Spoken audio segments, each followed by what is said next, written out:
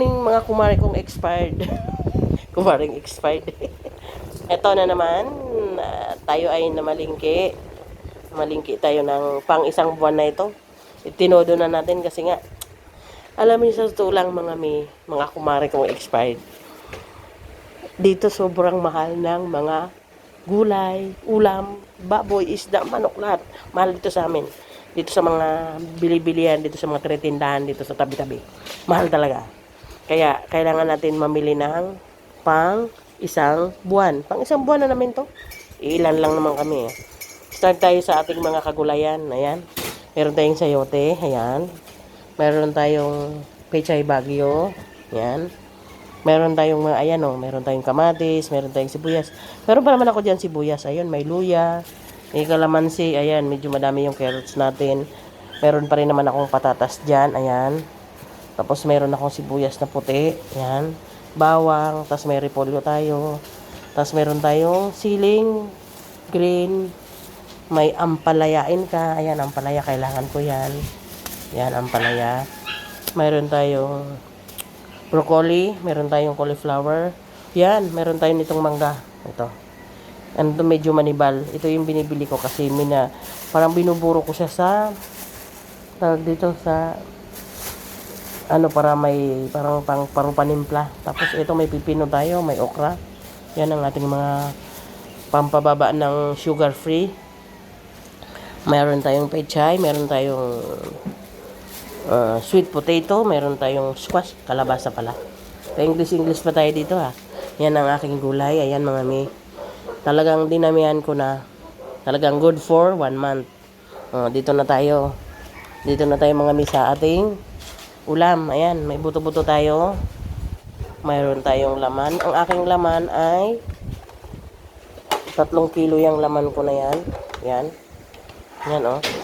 Sa 2, 3 sa ilalim. Tapos mayroon tayong buto-buto.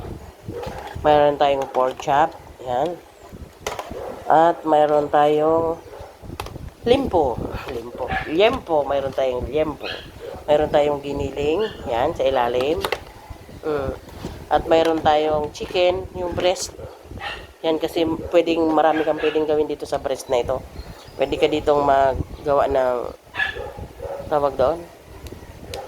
Yung pastel. Maraming pwedeng gawin dyan. Yan sa breast na yan. Chicken cordon bleu, pwede. Yan. Basta marami. Tapos meron tayong atay ng manok.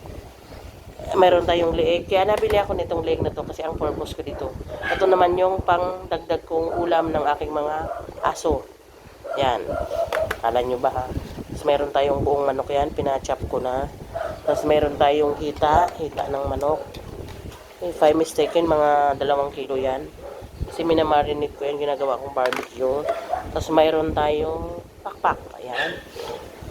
Yan ang ating ulam. Tapos meron naman sa isda naman tayo. Yan, meron tayong 1 kilong pampano.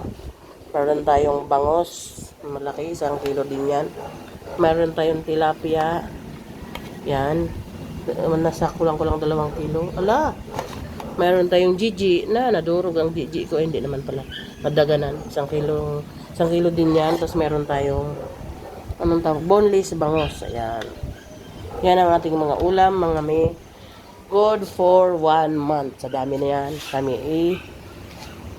budget na namin yan. Kompleto na. Tapos wala na tayong intindihin sa loob ng 1 buwan. Yan. Yan mga may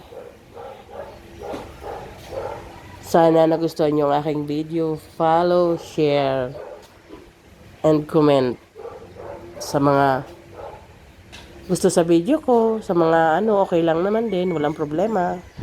Kaya mga budget. Kailangan nating mag-budget ng ating mga pagkain. Salamat. Thank you for watching.